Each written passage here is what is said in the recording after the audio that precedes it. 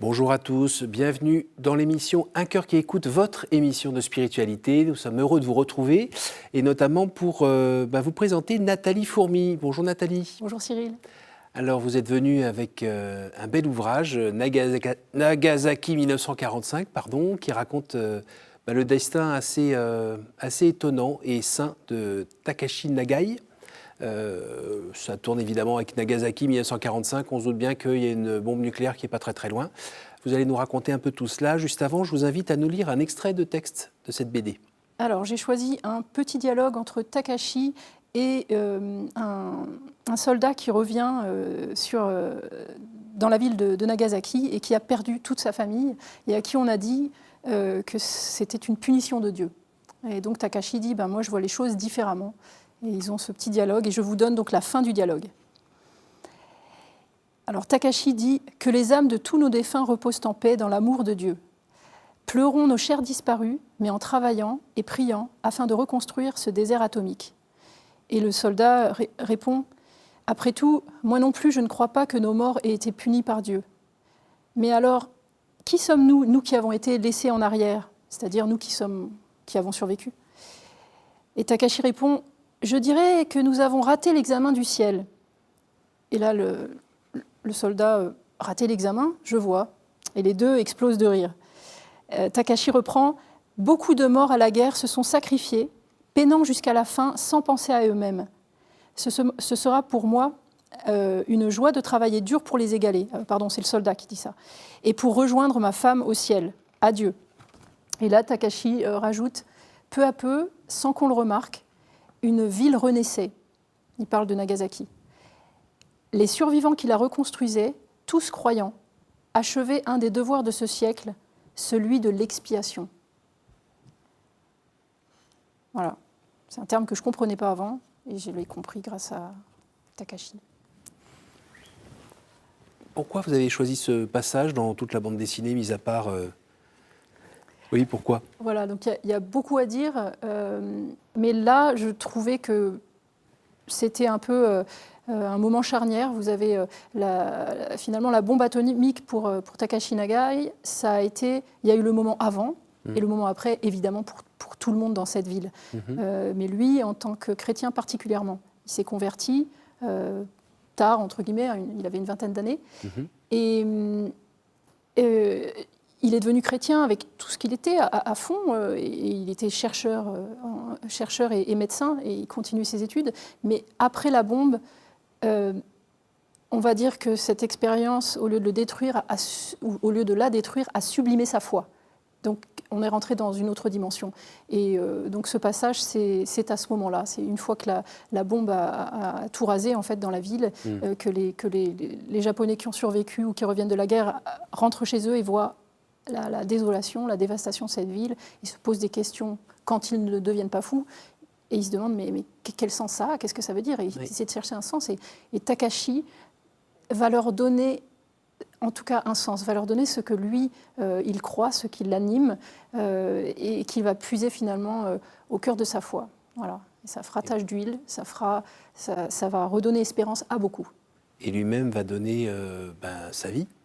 Et lui-même, d'une certaine manière, oui, tout à fait, va donner sa vie. Il a déjà donné sa vie à la recherche et à la médecine en tant que chercheur en radiologie, donc spécialiste de l'atome. Takashi était spécialiste de l'atome, du nucléaire, et il s'est pris la bombe atomique sur la tête. Donc voilà, lui, il sait de quoi il parle. Il avait donné sa vie pour ses recherches, ce qui fait qu'il avait contracté une maladie, une leucémie, ce qui était courant à l'époque. On était peu protégés quand on faisait des radios, travaillait autour de tout ça. Marie Curie, etc. C'est ce qui lui est arrivé. Donc lui, il le savait. Il savait qu'il risquait sa vie, mais pour soigner, il s'est donné à ses patients, il s'est donné aux hommes. Il s'est donné à la science. Et ensuite, en tant que chrétien, une fois qu'il était malade et qu'il a tout perdu avec la bombe, il s'est dit, mais je veux continuer à aider les victimes de la bombe, et pour ça, je vais écrire. Je vais écrire mon expérience, ce que j'ai vécu, parce qu'il était sur les lieux de la bombe quand ça a explosé, et je vais raconter ce que j'ai vécu, et je vais parler aussi de mon chemin à moi, de chrétien, de pécheur. Et puis si ça peut inspirer quelqu'un, sachez que, en gros, que tout ce qu'il y a de mal, ça vient de moi, mais tout le reste, c'est un peu l'œuvre de Dieu, quoi. Voilà. Alors, c'est votre première bande dessinée. Oui, Déjà, bravo. merci. Et pourquoi avoir choisi ce personnage? Enfin, ces personnages, puisqu'il y a aussi Midori, Voilà, son épouse. exactement. Oui, tout à fait. Alors, complètement par hasard, entre guillemets. Mais du coup, je ne pense pas qu'il y ait de hasard. Attendez, expliquez-moi, par hasard, entre guillemets, ça veut dire quoi? Par providence, on va dire, Ah. parce que je cherchais un cadeau d'anniversaire pour ma sœur et je cherchais quelque chose sur un samouraï, ça n'avait rien à voir. Donc sur Internet, j'ai tapé, j'ai commandé un livre et ce qui est arrivé, c'est un vieux livre des années 50 d'occasion, Les cloches de Nagasaki. Et je regarde et c'est sur la bombe atomique. Alors ça ne m'intéresse pas du tout. Moi, je voulais un truc sur les samouraïs qui fait rêver, machin. Et la bombe atomique, bon, le livre est là, je vais le lire. Et là, une bombe. Mais une bombe dans le bon sens du terme, pour moi, une bombe de lumière et de charité. Et voilà, j'avais une petite période de ma vie, enfin une expérience en vie religieuse et qui ne s'est pas toujours très bien passée. Et de lire ça, de voir, ah ben, c'est un laïc marié. Et pour moi, il est plus saint que mes sœurs et moi-même. En tout cas, en religion, je n'ai pas vu ce témoignage. Et lui, quelle lumière dans ses écrits. En tout cas, c'est comme ça que je l'ai perçu. Et je me suis dit, mais il faut parler du mariage, il faut parler de cet homme et de sa femme. Parce que tout de suite, je me suis dit, à l'époque, on ne parlait pas trop de lui, mais je me suis dit tout de suite, pour moi, c'est ça la sainteté. Et il n'est pas saint tout seul, il est saint avec sa femme. Et de fait, en lisant... Il parle peu de sa femme, mais elle est là tout le temps, en filigrane, derrière les lignes, elle est là. Et j'ai trouvé ça très beau, cette pudeur, et en même temps, cette présence forte de Midori qui épaule son mari qui est un converti, alors que Midori, elle, descend de lignée de chrétiens cachés, qui avaient d'ailleurs un grand rôle à Nagasaki, c'est sa famille particulièrement. Donc des gens qui ont été persécutés pour leur foi pendant plus de 300 ans. Enfin, presque 3 siècles. Donc, quelqu'un qui sait ce que ça veut dire, le prix de la foi. Voilà. Et elle a épousé quelqu'un qui s'est converti, qui lui était plutôt de culture shinto, comme la plupart des Japonais, etc. Et bien, après, voilà, ils n'ont pas une vie non plus très tranquille. Hein. Tout à fait. La guerre arrive très vite. Très vite, tout à fait. Et l'étudiant se retrouve dans un système... sur le front chinois. Sur le front. Voilà, par 2 fois. Voilà, avec des chefs à la japonaise. Oui. Et donc, je ne suis pas sûre qu'en Europe, ce soit beaucoup mieux non plus, oui, dans ces circonstances. C'est vrai, mais en plus, là, c'est quand même pas la même mentalité. Et il se retrouve à vivre des choses très difficiles, loin de sa femme. Oui. Alors qu'il n'est pas marié non plus depuis très longtemps. Oui. Voilà, c'est là aussi où la sainteté, elle se développe aussi sur un terreau. Exactement. C'est vrai qu'ils n'ont pas été épargnés. Non. Et ça, c'est aussi quelque chose que je souhaitais montrer. Quand vous faites une BD, il faut choisir un axe. Hein. Vous ne pouvez pas tout dire. Il faut un angle d'attaque. Et moi, bizarrement, ça ne se voit peut-être pas dans la BD, mais je m'étais dit ce serait le mariage. En tout cas, ça va être avec ça que je vais amorcer. Parce que je voulais en parler. Je trouvais que leur exemple était très beau. Leur vie, il me semble, moi je ne suis pas mariée, mais il me semble comme le mariage, c'est pas facile. Mais ça peut être quelque chose d'extraordinairement beau. Et je pense et simple. Et c'est ce qui s'est passé pour Takashi et Midori, qui n'ont pas été, ce que je disais, épargnés par les épreuves. Avant de se marier, Takashi est envoyé sur le front. Midori lui envoie un catéchisme d'ailleurs, et c'est comme ça qu'il commence à s'intéresser à la foi.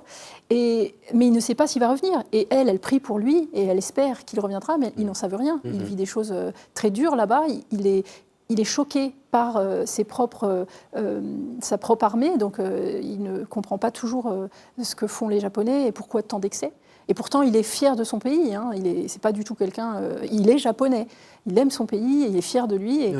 Et quand il revient, il va donc se marier avec Midori et il va être renvoyé de nouveau au front. Mais il dira là, c'est différent parce que je suis baptisé et maintenant je sais pourquoi j'y vais. Je n'y vais pas pour tuer des Chinois ou j'y vais pour soigner tous ceux qui seront que Dieu m'enverra, qu'ils soient japonais ou chinois. Et ça, dans la bouche d'un Japonais à l'époque, c'est extraordinaire. Voilà. Alors, Nathalie Fourmy, vous êtes originaire du Sud-Ouest. Oui, voilà. Famille de 7 enfants. Oui. Vous êtes la numéro 2. Oui. Voilà, donc l'aîné, les parents ont fait ce qu'ils ont pu. La deuxième, forcément, était plus réussie que la première. Le chef-d'œuvre. Voilà. Et les autres derrière, c'est pour essayer de reproduire le chef-d'œuvre. Voilà. Vous êtes entré... alors, déjà, la foi à la maison, toujours ? Oui, ma famille était une famille priantes. On priait le soir à la maison. Après, chacun a été libre de suivre ou non les convictions des parents, mais on était une famille chrétienne, profondément chrétienne, catholique. Ouais. Dans votre parcours de foi, vous avez tellement aimé que vous êtes entré en religion. Oui, alors, on va dire que ma famille était chrétienne. Moi, je ne sais pas si Dieu existait, mais je suivais un petit peu le mouvement, plus ou moins. Ou plutôt, j'avais plutôt une vie parallèle, parce qu'il y avait ce qu'on vivait à la maison et il y avait ce qu'on vivait à l'école. Et c'était très différent. Et je remarquais que mes parents me demandaient de bien me conduire, etc. Et que ça ne me permettait pas de survivre à l'école. Pour moi, l'école, c'était de la survie. Et pendant longtemps, jusqu'à 14-15 ans. À cet âge-là, d'ailleurs, j'étais amoureuse de quelqu'un, d'un jeune qui était, je l'ai découvert après, dans un groupe de satanistes, en fait. Mais moi, on m'avait dit, allez, ouais, ça démord pas mal. Hein. Et on m'avait dit, mais non, mais le démon, c'est une idée, en fait. C'est une idée du mal. Voilà, c'était le genre de choses que j'avais entendues au caté, parfois. Donc, le démon n'existe pas. Bon, dès qu'il n'existe pas, je peux très bien traîner avec eux, il n'y a pas de problème. Il n'y a pas de problème. Non, voilà, j'étais dans ce genre de milieu à l'école. Et après, j'ai continué, j'ai eu une petite crise en me disant, mais moi, ce que je veux faire, c'est être bergère, bref. Donc, je me suis orientée vers des études en agriculture. Et je me posais toujours la question, mais est-ce que Dieu existe? Est-ce qu'il existe? Et puis, je voyais cette réalité, je voyais la réalité du monde du travail de mes parents. Papa était officier de marine, il avait des relations avec les diplomates, etc. Et je voyais que dans ce monde-là, de ce que je percevais, c'était pas mieux. Et je me disais, en fait, pour réussir dans le monde, il faut être un bandit. Et je me suis dit ça à peu près à 21 ans. Et je me suis dit, Dieu, je ne sais pas si tu existes, mais si tu existes, je ne sais pas si tu existes, mais ce qui est sûr, si tu existes, dis-le-moi, parce que sinon, je vais partir, je vais être un bandit. Parce que moi, j'aime ma famille, je veux qu'elle survive. Et ma famille, c'est des chrétiens, ce sont des faibles. Ils vont se faire bouffer. Voilà ce que je me disais. Je me suis dit, Dieu, il faut que tu me le montres si tu existes, parce que sinon, c'est cette direction que je prends. Je ne suis pas sûre que j'aurais tenu longtemps, mais à l'époque, j'avais 20 ans et j'étais persuadée que oui, trafic de drogue, etc., certainement, je vais faire une belle carrière. Je ne sais pas. En tout cas, Dieu m'a répondu progressivement, mais il m'a répondu et ça a été plutôt... du coup, ça... Comment il a répondu ? D'abord, je suis allée... Mes parents habitaient en Autriche à l'époque. Je suis allée les rejoindre pour un stage en entreprise et pendant cette période, je suis tombée encore par hasard sur les œuvres complètes ou l'histoire d'une âme de Thérèse. Et pour moi, ça m'a beaucoup, beaucoup touchée. En fait, j'ai découvert le sens de la vie. Je me suis dit, mais en fait, c'est ça, le sens de la vie, c'est l'amour. Et Dieu est amour. Alors, mon but, c'est Dieu. Donc, voilà, ça a commencé comme ça. Ensuite, j'ai pris un an. Il y a certaines structures, parfois des communautés religieuses, qui proposent aux jeunes de prendre un an pour réfléchir sur leur relation avec Dieu. Et je me suis dit, écoute Dieu, moi je ne sais pas si tu veux que je te donne ma vie dans le célibat. C'est-à-dire pour moi, il n'y avait que deux choses. C'était soit on est bonne sœur, soit on est marié. Bon, j'étais un petit peu binaire, un petit peu 0-1, je ne sais pas si ça a trop changé. Mais... Et donc je me suis dit, Jésus, moi je suis prête à te donner ma vie. Donc j'ai pris cette année-là pour réfléchir. Et en fait, très vite, j'étais là, mais non, mais c'est sûr, c'est Dieu, il faut que je rentre chez les sœurs. C'est à lui que je veux donner toute ma vie. Un prêtre un jour m'a dit, je sais pas, on en parlait, il dit, il a donné sa vie pour toi, c'est réel. Et j'étais là, mais c'est trop beau pour être vrai. Et il m'a répondu, mais c'est trop beau. Et là, je me suis dit, si lui donne sa vie pour moi, mais c'est ça que j'attendais. J'ai attendu ça toute ma jeunesse. Je lui donne ma vie. La vie d'un Dieu à côté de la vie de Nathalie Fourmy, c'est pas grand-chose, mais c'est tout ce que j'ai à donner. Donc, je veux lui donner ma vie. Et il y a eu cette année donc, où je réfléchissais et il me semblait que les choses étaient très claires tout de suite. Et il y a eu la Semaine Sainte. La Semaine Sainte est arrivée.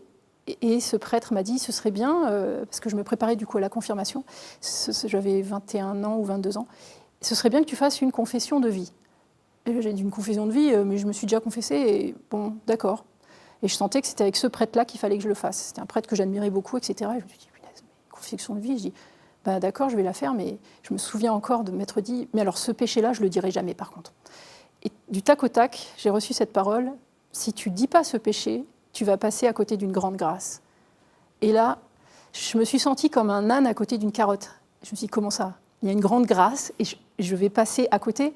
Non, il faut que je le dise, punaise. Et tout tournait autour de ça après. Je me suis dit, c'était lundi, et je me souviens que je devais me confesser le lundi ou le mardi, le lundi je crois, mais en tout cas, enfin, j'ai passé 3 jours. C'était l'année où sortait La Passion du Christ de Mel Gibson. Mais les autres personnes qui étaient avec moi là, dans cette espèce d'école de vie, donc les jeunes qui passaient 1 an avec moi, sont allés voir le film. Et t'es là, t'es sûr que tu veux pas y aller? C'est extraordinaire. Et ils sont revenus effectivement transformés et très, très, très enthousiastes. Et moi, j'aurais dit non, là, je suis à la chapelle, j'en suis pas sortie pendant 3 jours, je me faisais étriller par le bon Dieu.